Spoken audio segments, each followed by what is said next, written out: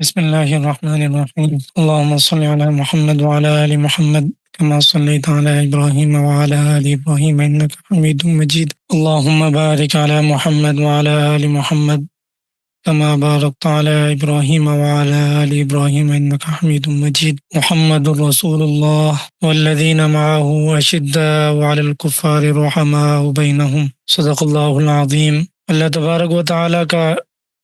احسان اور فضل، اللہ تبارک و تعالیٰ نے سیرت النبی صلی اللہ علیہ وسلم کا سلسلہ جاری و ساری فرما دیا ہے، اور اس سلسلے کی یہ چھٹی نشست ہے جس میں آج ہم چند اہم باتوں کا مذاکرہ کریں گے۔ ان میں ایک اہم ترین واقعہ رسول اللہ صلی اللہ علیہ وسلم کی زندگی کا وہ شق صدر کا واقعہ ہے۔ شق صدر کسے کہا جاتا ہے؟ شق صدر کا مطلب یہ ہے کہ سینہ چاک کیا جانا۔ رسول اللہ صلی اللہ علیہ وسلم کا سینہ مبارک چاک کیا گیا، اور اس میں سے رسول اللہ صلی اللہ علیہ وسلم کا قلب مطہر کو نکالا گیا اور اسے دھویا گیا ٹھنڈے پانی کے ساتھ اور پاکیزہ پانی کے ساتھ، پھر اسے واپس اس کی جگہ پر رکھ دیا گیا، اور اس سینے کی جگہ کو سی دیا گیا، اور اس سینے کی نشانات رسول اللہ صلی اللہ علیہ وسلم کی زندگی تک باقی رہے۔ یہ واقعہ سب سے پہلے اس وقت رونما ہوا تھا جب رسول اللہ صلی اللہ علیہ وسلم حضرت سیدہ حلیمہ سعدیہ کے پاس ان کے علاقے میں اور ان کے گاؤں میں موجود تھے۔ رضاعت کی مدت اگرچہ ختم ہو چکی تھی، لیکن وہ رسول اللہ صلی اللہ علیہ وسلم کی والدہ محترمہ حضرت سیدہ آمنہ سے اجازت لے کر رسول اللہ صلی اللہ علیہ وسلم کو واپس لے آئے تھے، اور اس وقت تک رسول اللہ صلی اللہ علیہ وسلم اتنے بڑے ہو چکے تھے کہ وہ اپنے رضاعی بھائیوں کے ساتھ باہر جا سکتے تھے بکریاں چرانے کے لیے یا ویسے ہی کھیل کود کے لیے۔ سیدہ حلیمہ سعدیہ رسول اللہ صلی اللہ علیہ وسلم کا بہت زیادہ خیال رکھا کرتی تھی، زیادہ دور نہیں جانے دیا کرتی تھی۔ رسول اللہ صلی اللہ علیہ وسلم جب جاتے اور دھوپ ہوتی تو آپ کے رضاعی بھائی واپس آ کر بتاتے کہ ہمارے جو رضاعی بھائی ہیں ان پر تو بادلوں کا چھاؤں ہوتی تھی جس سے ہم بھی مستفید ہوتے تھے۔ تو اسی طرح ایک مرتبہ رسول اللہ صلی اللہ علیہ وسلم اپنے گھر سے نکلے اور دور چلے گئے، اور وہاں پر حضرت سیدنا جبریل علیہ السلام اور ایک اور فرشتے وہاں پر موجود تھے کہ جنہوں نے رسول اللہ صلی اللہ علیہ وسلم کو لٹایا، اور یہ لٹاتے ہوئے ان کے رضاعی بھائی نے دیکھ لیا تھا، اور وہ بھاگتے ہوئے اپنی والدہ کے پاس آ گئے، اور انہوں نے لٹا کر رسول اللہ صلی اللہ علیہ وسلم کا سینہ مبارک چاک کیا، قلب مطہر کو نکالا اور اسے دھویا، اور پھر دوبارہ اس کی جگہ پر باقی رکھ دیا اور اسے سی دیا۔ اتنے میں وہ رضاعی بھائی اپنے والد اور والدہ کو لے آئے۔ رسول اللہ صلی اللہ علیہ وسلم کو جب دیکھا تو وہ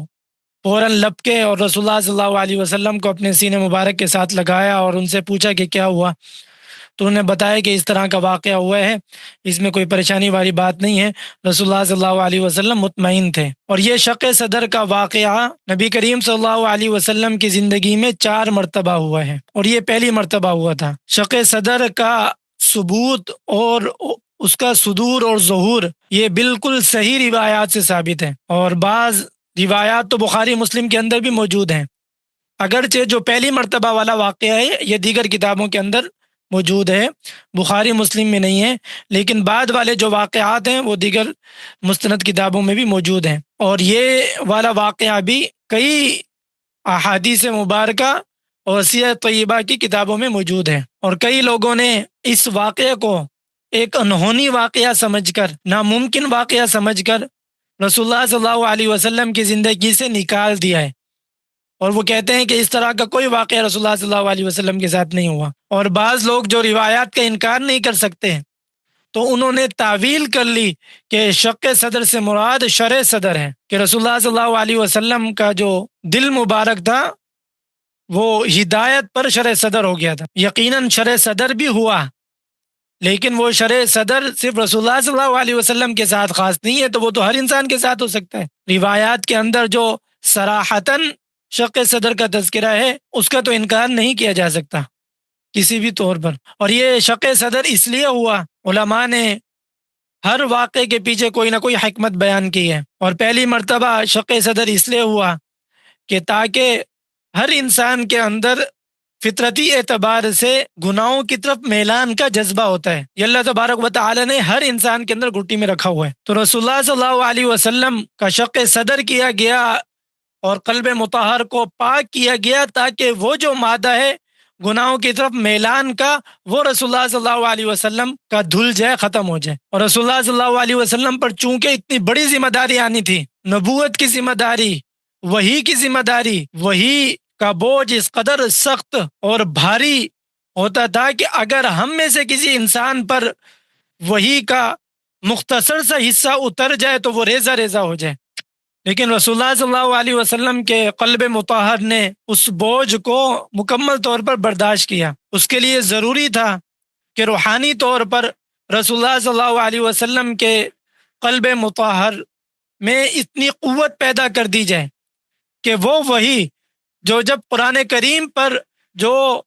کریم جب پہاڑ پر پیش کیا گیا تو پہاڑ سارے کے سارے ریزہ ریزہ ہو گئے، اور پہاڑوں نے اس وحی کے بوجھ کو برداشت کرنے سے انکار کر دیا۔ آسمانوں پر وہ وحی پیش کی گئی، آسمان اس کا بوجھ برداشت نہیں کر سکے۔ انا عرضنا الامانۃ علی السماوات والارض والجبال فابین ان یحملنها، انہوں نے انکار کر دیا۔ تو رسول اللہ صلی اللہ علیہ وسلم کا پہلی مرتبہ شق صدر اس لیے ہوا تاکہ کھیل کود کی طرف اور گناہوں کی طرف جو فطری میلان تھا وہ ختم ہو جائے، اور تب رسول اللہ صلی اللہ علیہ وسلم کے کندھوں مبارک کے درمیان مہر بھی لگائی گئی۔ یہ جو مہر ہے یہ مہر پیدائشی تھی یا شق صدر کے وقت لگائی گئی تھی، تو اس میں علماء کا اختلاف ہے، دو قول سیرت کی کتابوں میں ملتے ہیں۔ بعض لوگ کہتے ہیں کہ ابتدائی پیدائش ہی سے رسول اللہ صلی اللہ علیہ وسلم کے جسم مبارک پر مہر لگی ہوئی تھی دونوں کندھوں کے درمیان، اور بعض کہتے ہیں کہ شق صدر کے بعد لگائی گئی تھی، لیکن بہتر یہ ہے، یعنی زیادہ راجح قول یہ ہے کہ وہ پیدائشی طور پر تھی، جس طرح کہ پہلے واقعات بھی گزر چکے ہیں کہ بعض یہودیوں نے جب رسول اللہ صلی اللہ علیہ وسلم کی وہ مہر دیکھی تھی پیدائش کے وقت تو بے ہوش ہو گئے تھے۔ تو کئی روایات سے پتہ چلتا ہے کہ رسول اللہ صلی اللہ علیہ وسلم کی مہر نبوت ابتدائی سے تھی، اور ممکن ہے کہ اس کی تجدید شق صدر کے وقت بھی کی گئی ہو، اور دوسرا شق صدر 10 سال کی عمر میں ہوا تھا، تیسرا شق صدر معراج کے وقت ہوا تھا، اور چوتھا جب رسول اللہ صلی اللہ علیہ وسلم کو نبوت مل رہی تھی اس وقت یہ شق صدر ہوا تھا۔ جب یہ واقعہ ہوا تو سیدہ حلیمہ سعدیہ گھبرا گئی اور یہ جا کر ان کی والدہ کو اپنی امانت سپرد کر دی اور انہیں جا کر یہ واقعہ سنایا۔ حضرت سیدہ آمینہ پریشان نہیں ہوئی اس واقعے سے، کیونکہ انہیں پتہ تھا پہلے سے ابتدائی سے جب رسول اللہ صلی اللہ علیہ وسلم کا حمل ہوا تھا اس طرح کی انہونیاں اور اس طرح کے واقعات وہ دیکھتے چلی آ رہی تھی، تو انہوں نے کہا کہ میرے بیٹے کی بہت بڑی شان ہے اس لیے اس طرح کا واقعہ ہوا ہوگا، اور وہ امانت سپرد کر کے چلی گئی۔ اس کے بعد رسول اللہ صلی اللہ علیہ وسلم اپنی والدہ محترمہ کے پاس رہے، اور جب رسول اللہ صلی اللہ علیہ وسلم کی عمر 6 سال تھی اس دوران حضرت آمینہ رسول اللہ صلی اللہ علیہ وسلم کو لے کر کہیں سفر پہ نکلی اپنے ننیال کی طرف، مدینہ منورہ کے علاقوں کی طرف، اور وہاں سے اپنے ننیال سے جب واپس آ رہی تھی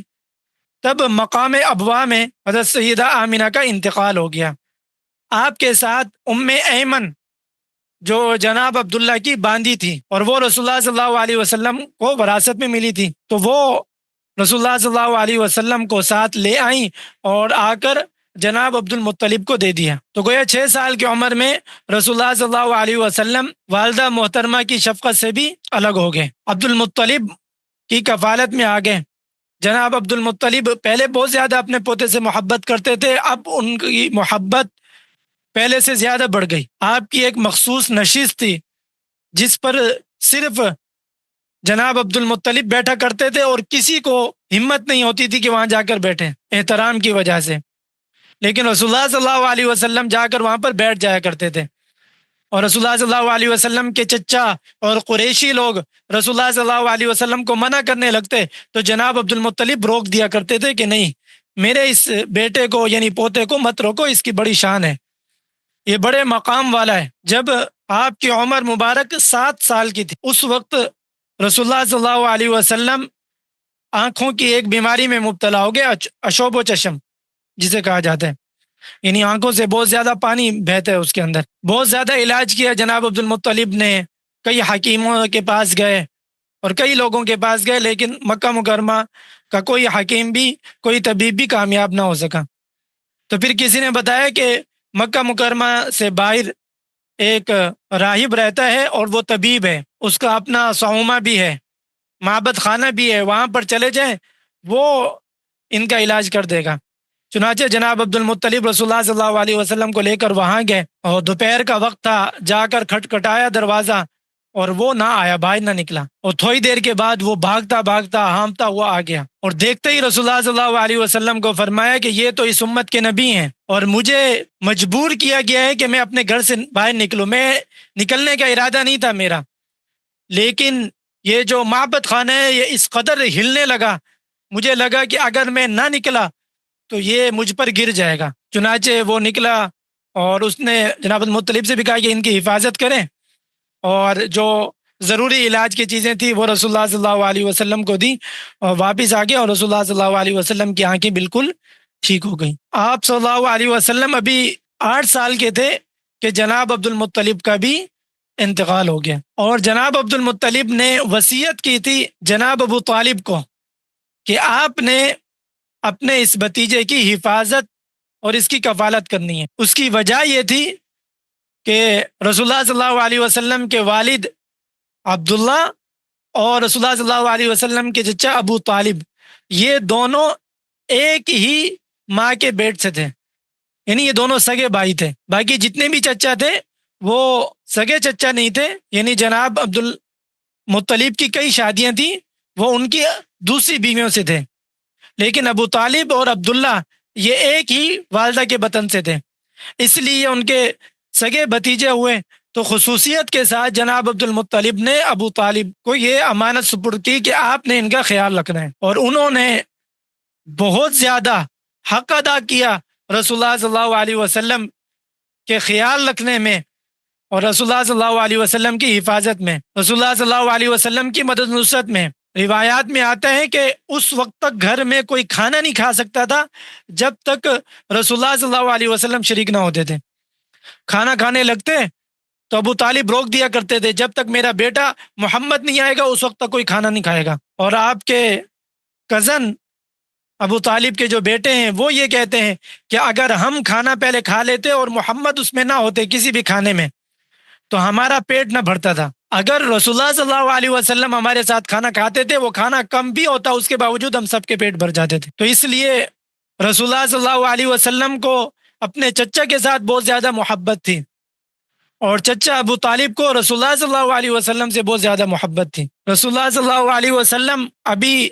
12 سال کی عمر میں تھے، تو تجارت کی غرض سے جناب ابو طالب کو شام کی طرف جانا پڑ گیا کہ تاکہ تجارت کے اندر نفع ہو اور رہن سہن میں اور مال کے اندر تھوڑی وسعت ہو جائے. اور سفر کی مصیبتوں کے خوف سے، مصائب اور پریشانیوں کے ڈر سے وہ رسول اللہ صلی اللہ علیہ وسلم کو ساتھ نہیں لے جانا چاہتے تھے. لیکن جب جناب ابو طالب نے پورا رخت سفر باندھ لیا اور جانے لگے تو رسول اللہ صلی اللہ علیہ وسلم نے عرض کیا، چچا کہ آپ مجھے چھوڑ دیں گے، اکیلا چھوڑ دیں گے؟ یہ سن کر ابو طالب کا دل پسیج گیا اور وہ مجبوراً رسول اللہ صلی اللہ علیہ وسلم کو اپنے ساتھ لے جانے پر آمادہ ہو گئے. رسول اللہ صلی اللہ علیہ وسلم کو لے جا رہے تھے اور قافلہ بھی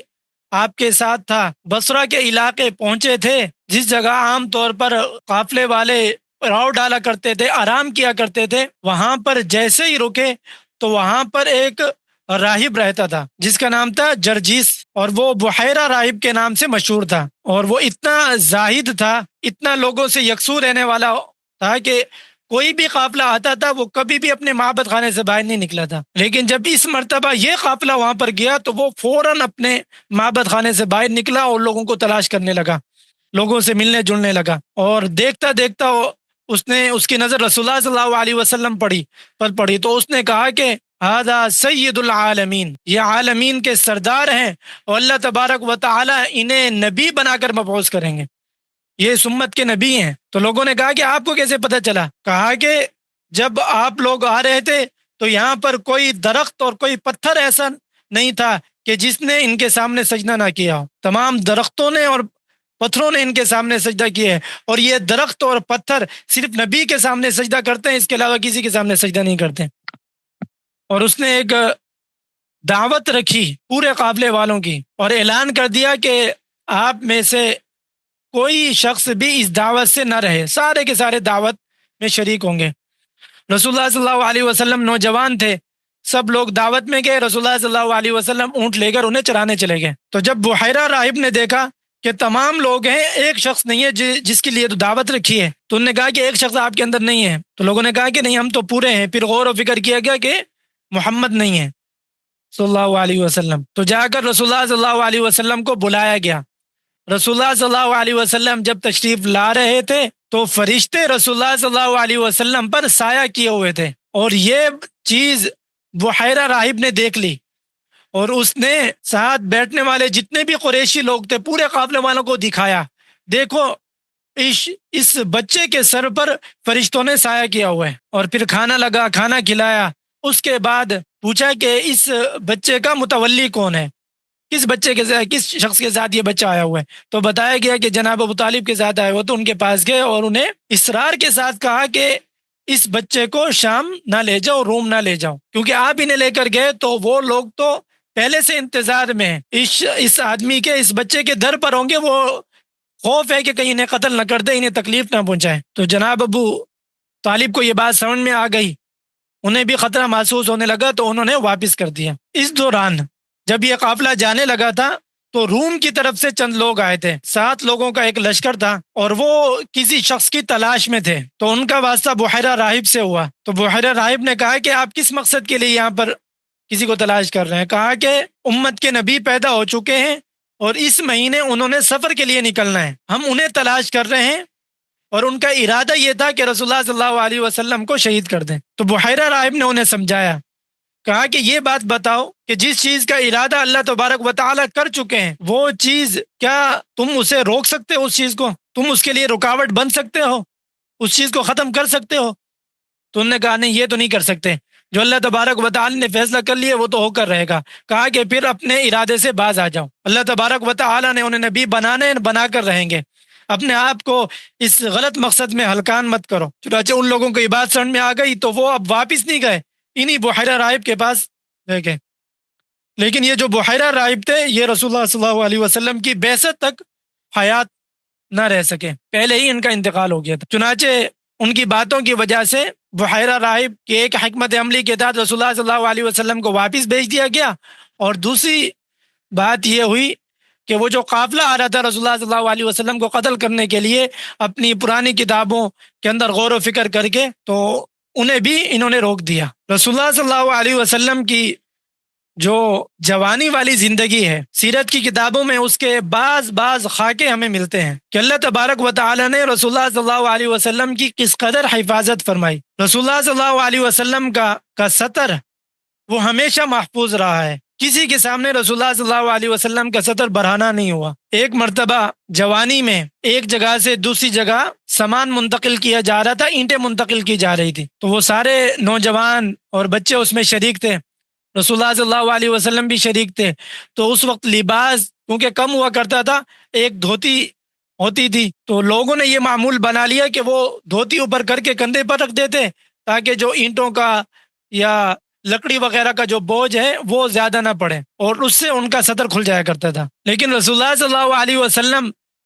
جیسے ہی ایسے کرنے لگتے ان کی دیکھا دیکھی تو فوراً انہیں اس چیز سے روک دیا جاتا، کبھی کبھار گر جایا کرتے تھے، غیب سے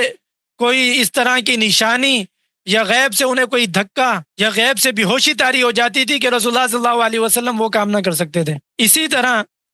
ایک مرتبہ رسول اللہ صلی اللہ علیہ وسلم اپنے جان پہچان والے جو ساتھی تھے نوجوان کے، ان کے ساتھ گھوم رہے تھے، تو باتوں میں پتہ چلا کہ فلاں جگہ پر لہو لعاب ہو رہا ہے، رات کو وہاں پر لوگ آ رہے ہیں، وہاں پر محفل ہوتی ہے، قصے سنائے جاتے ہیں، اور اس زمانے کے جو گانے تھے وہ سنائے جاتے ہیں۔ تو جس طرح تذکرہ مجلس میں ہوتا ہے تو ہر ایک کو شوق پڑتا ہے چلو جا کر ہم بھی دیکھ لیں۔ تو ایک مرتبہ رسول اللہ صلی اللہ علیہ وسلم کے دل میں یہ بات آئی، کہا کہ چلو آج میں بھی جاؤں گا، آج رات۔ تیار ہو گئے رسول اللہ صلی اللہ علیہ وسلم، اور جیسے ہی رسول اللہ صلی اللہ علیہ وسلم اس مجلس کے قریب پہنچنے والے تھے رسول اللہ صلی اللہ علیہ وسلم پر ایسی نیند طاری ہوئی کہ سورج کی تپش کی وجہ سے آپ بیدار ہوئے، صبح تک سوئے رہے، کچھ پتہ نہ چلا۔ واپس آ گئے اور لوگوں نے کارگزاری پوچھی کہ بھائی رات کو کیا دیکھا؟ کہا کہ کچھ بھی نہیں دیکھا، ایسے گیا تھا، نیند آ گئی، پتہ ہی نہیں چلا، صبح ہو گئی۔ اگلے دن دوبارہ گئے، دوبارہ ایسا واقعہ ہوا، تو آپ سمجھ گئے کہ یہ غیب کی وجہ سے مجھے روکا جا رہا ہے ان چیزوں کی وجہ سے، ان چیزوں سے۔ تو اللہ تبارک و تعالی نے رسول اللہ صلی اللہ علیہ وسلم کی ان چیزوں سے حفاظت فرمائی ہر جگہ پر، تاکہ آپ کی جو زندگی ہے وہ نبوت سے پہلے والی زندگی بھی بالکل پاک صاف رہے، اس میں گناہ کا کوئی دبا ہی نہ ہو، تصور ہی نہ ہو۔ رسول اللہ صلی اللہ علیہ وسلم اپنی جن صفات کی وجہ سے عرب کے معاشرے میں مشہور تھے، ان میں ایک تو حیا، پاک دامنی، اور ایک بہت بڑا جو وصف تھا وہ امین کا، امانت دار تھے، معاملات کے بالکل صاف تھے۔ نبوت ملنے کے بعد کئی صحابہ کرام رضوان اللہ علیہم اجمعین نے کہا اللہ کے رسول، ہم نے، آپ کو یاد ہے نبوت سے پہلے فلاں موقع پر آپ کے ساتھ معاملہ کیا تھا؟ تو رسول اللہ صلی اللہ علیہ وسلم فرماتے تھے بالکل مجھے یاد ہے، اور وہ گواہی دیتے تھے کہ رسول اللہ صلی اللہ علیہ وسلم پہلے معاملے کے کس قدر صاف اور پاکیزہ تھے۔ ایک مرتبہ رسول اللہ صلی اللہ علیہ وسلم نے کسی کے ساتھ معاملہ کیا اور معاہدہ کیا کہ کل اس وقت پر آپ کو آ کر قیمت ادا کر دے گا وہ شخص۔ تو رسول اللہ صلی اللہ علیہ وسلم وہاں پر گئے، ایک دن وہ نہیں آئے، دوسرے دن گئے، تیسرے دن گئے، پھر اچانک اس شخص کو یاد آیا، وہ رسول اللہ صلی اللہ علیہ وسلم کے بہت جگہ پر آئے، دیکھا رسول اللہ صلی اللہ علیہ وسلم ٹھہرے ہوئے ہیں۔ تو رسول اللہ صلی اللہ علیہ وسلم نے کچھ بھی نہیں کہا، بس اتنا کہا کہ آپ نے مجھے تو آج تھکا دیا اس مرتبہ، تو اس نے معذرت کی بہت زیادہ۔ تو اس امانت داری میں رسول اللہ صلی اللہ علیہ وسلم بہت زیادہ معروف و مشہور تھے۔ اور دوسری طرف حضرت سیدہ خدیجۃ الکبریٰ رضی اللہ تعالی عنہ، یہ عرب کی امیر ترین خاتون تھی اور انتہائی پاک دامن خاتون تھی۔ ہر سال قریش کے تجارتی قافلے جایا کرتے تھے، حضرت سیدہ خدیجۃ الکبریٰ کیونکہ بہت زیادہ مالدار تھی تو آپ کی تجارتی قافلے بھی جایا کرتے تھے، آپ بھیجا کرتے تھے، کسی نہ کسی کو بھیج دیا کرتے تھے مزاربت پر، تو جا کے جو نفع آتا تو وہ تقسیم کر دیا کرتے تھے، حصہ دے دیا کرتے تھے۔ تو ایک مرتبہ سیدہ خدیجۃ الکبریٰ رضی اللہ تعالیٰ عنہ قافلہ بھیجنا چاہ رہی تھی اور کوئی شخص مل نہیں رہے تھے، اور دوسری طرف رسول اللہ صلی اللہ علیہ وسلم اور جناب ابو طالب، ان کے آپس میں گفتگو ہوئی کہ کون جائے، تو کوئی کہتا کہ میں جاتا ہوں، کوئی کہتا میں جاتا ہوں، کوئی کسی کو روک رہا تھا۔ آخرکار رسول اللہ صلی اللہ علیہ وسلم کے متعلق طے ہوا کہ یہ جائیں گے۔ جب حضرت سیدہ خدیجہ کبریٰ رضی اللہ تعالی عنہا کو پتہ چلا کہ یہ جانے کے لیے تیار ہیں، تو انہوں نے فرمایا کہ میں انہیں دگنا دوں گی، عام مزاربین کو جتنا میں دیتی ہوں اس سے دگنا دوں گی، اور اپنے ان کا ایک غلام تھا میسرہ نامی، اسے رسول اللہ صلی اللہ علیہ وسلم کی خدمت کے لیے ساتھ بھیج دیا، اور میسرہ کو حکم دیا کہ ان کی بالکل نافرمانی نہ کرنا، جو یہ کہیں وہی آپ نے۔ چنانچہ آپ حضرت سیدہ خدیجہ کبریٰ رضی اللہ تعالی عنہ کا سامان لے کر شام کی طرف گئے، اور وہاں پر تجارت، اور بھرپور تجارت، کامیاب تجارت۔ میسرہ کہتے ہیں کہ ہر سال تجارت کے لیے میں جاتا تھا، لیکن اس سال جتنا نفع ہوا ہے سیدہ خدیجہ کبریٰ رضی اللہ تعالی عنہ کو، اس سے پہلے کبھی بھی نہیں ہوا تھا۔ اور اس دوران ایک اور واقعہ پیش آیا کہ آپ ایک جگہ پر ٹھہرے ہوئے تھے، تو وہاں پر نستورہ نام کا ایک راہب تھا، وہ اچانک نکل کر آیا اور اس نے اس میسرہ غلام سے پوچھا کہ یہ جو درخت کے نیچے بیٹھے ہوئے ہیں یہ کون ہیں؟ تو اس نے بتایا کہ بھئی یہ تجارت کے لیے آئے ہوئے ہیں اور فلاں نے بھیجا ہے۔ کہا کہ یہ درخت ایسا ہے کہ اس درخت پر صرف حضرت سیدنا عیسیٰ علیہ السلام بیٹھے تھے، انبیاء بیٹھے تھے، اس کے بعد آج تک کوئی نہیں بیٹھا۔ رسول اللہ صلی اللہ علیہ وسلم آ کر بیٹھے اور یہ یقیناً اس امت کے نبی ہیں۔ اور میسرہ نے پورے سفر میں دیکھا کہ جب بھی دھوپ پڑتی تھی تو فرشتے رسول اللہ صلی اللہ علیہ وسلم پر سایہ کر دیا کرتے تھے۔ رسول اللہ صلی اللہ علیہ وسلم جب واپس آئے اور بھرپور منافع کے ساتھ واپس آئے، تو سیدہ خدیجہ کبریٰ رضی اللہ تعالی عنہ نے جتنا سامان ان کے لیے طے کیا تھا، جتنا منفع یعنی دگنا، اس سے بھی زیادہ دیا۔ اور نستورہ اور میسرہ نے جب آ کر سفر کے جتنے احوال پیش آئے تھے رسول اللہ صلی اللہ علیہ وسلم کے ساتھ، اور جو انہوں نے غیبی مدد و نصرت اور غیبی واقعات دیکھے تھے، سنے تھے، وہ آ کر سیدہ خدیجہ کبریٰ رضی اللہ تعالی عنہ کو بتائے، تو اس سے ان کے دل میں رسول اللہ صلی اللہ علیہ وسلم کا مقام و مرتبہ بہت زیادہ بلند ہو گیا۔ اور اس وقت رسول اللہ صلی اللہ علیہ وسلم کی عمر 25 سال تھی۔ بعد ازاں پھر رسول اللہ صلی اللہ علیہ وسلم کا نکاح سیدہ کبریٰ رضی اللہ تعالی عنہ سے ہوا، جس کا واقعہ پھر اگلی نشست کے اندر آئے گا انشاءاللہ۔ زمانہ جاہلیت میں جنگیں چل رہی تھی عربوں کی، اور اس میں بالخصوص قریش کی۔ ایک طرف قریش تھے اور دوسری طرف قبیلہ قیس کے لوگ تھے، اور دونوں جنگجو تھے، اور دونوں کی خطرناک طریقے سے جنگ ہو رہی تھی۔ اور رسول اللہ صلی اللہ علیہ وسلم چونکہ قریشی تھے، تو رسول اللہ صلی اللہ علیہ وسلم خاندانی ہونے کے اعتبار سے، قریشی ہونے کے اعتبار سے رسول اللہ صلی اللہ علیہ وسلم بھی اس میں شرکت کیا کرتے تھے۔ تو وہ جو جنگ تھی اسے جنگ کو کہا جاتا ہے حرب الفجار کے نام سے۔ قیس اور قریش، ان کے آپس میں کوئی معاہدہ ہوا تھا اور اس کی خلاف ورزی ہو گئی، اور انہوں نے ایک دوسرے کو قتل کر دیا، اور یہ جنگ بھڑکتی بھڑکتی بہت زیادہ خطرناک ہو گئی تھی۔ تو جب یہ جنگیں چل رہی تھی وقتاً فوقتاً، تو اس وقت رسول اللہ صلی اللہ علیہ وسلم کی عمر بعض روایات کے مطابق 15 سال تھی، بعض روایات کے مطابق 18 سال تھی یا 20 سال تھی۔ اور اہل سیر فرماتے ہیں کہ رسول اللہ صلی اللہ علیہ وسلم اس جگہ میں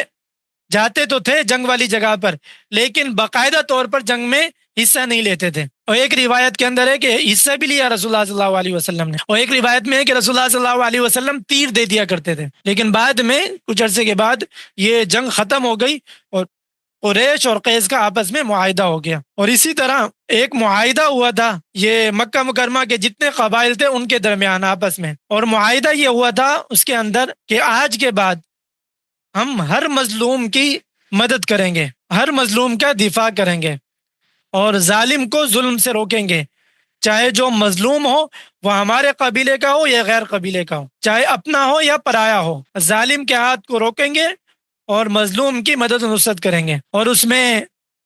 ڈکیٹی نہیں ہوگی، چوری چکاری نہیں ہوگی۔ یہ اس طرح کے معاہدات کیے گئے، اور اس معاہدے کا نام حلف الفضول رکھا گیا، کیونکہ ایک بہت پہلے وقت کی بات ہے کہ وہاں پر فضالہ نامی 3 لوگ تھے جن لوگوں نے معاہدہ کیا تھا، تو یہ اسی طرح کا معاہدہ کرنا چاہ رہے تھے، اور اسی کی یادگار میں اسے حلف الفضول کا نام دیا جا رہا تھا۔ اور بعض لوگ کہتے ہیں کہ حلف الفضول اس وجہ سے کہ اس کے اندر معاہدہ کیا گیا تھا کہ اس طرح کے جو ایسے امور جو فضیلت والے امور ہیں ان پر معاہدہ کیا جا رہا ہے، تو اس لیے اسے حلف الفضول کہا جاتا تھا۔ یا امور زائد ہیں،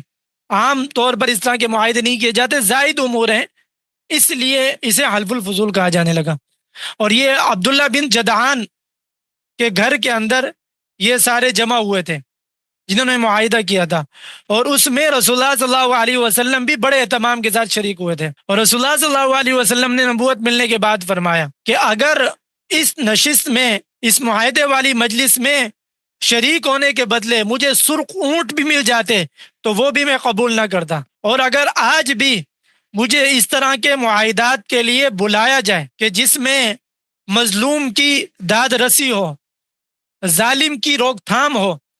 تو میں آج بھی ضرور جاؤں گا اس معاہدے کے اندر۔ تو عبداللہ بن جدعان،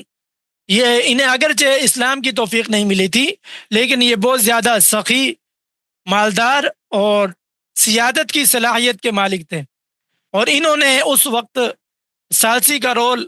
کردار ادا کیا تھا، اور سب کو بلایا تھا اور بلا کر اس میں معاہدہ کروایا تھا، اور رسول اللہ صلی اللہ علیہ وسلم بھی اس میں شریک تھے۔